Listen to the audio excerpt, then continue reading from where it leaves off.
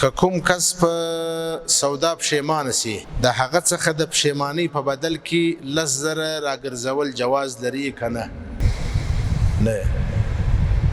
چې کم کس ته د چا سره سودا وکړله هغه پښیمانه سو، د پښیمانۍ دپاره شرعاً قانون دا دی چې یو طرف نس پښیمانه کېدلی.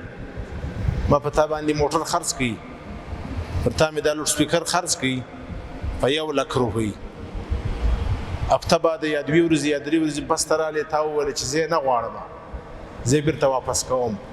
یوازې ته په خپل سر نسې واپس کولی، نه یوازې زه واپس کولی سم. په واپسۍ کې رضا ضروري ده، دواړه به راضي وي.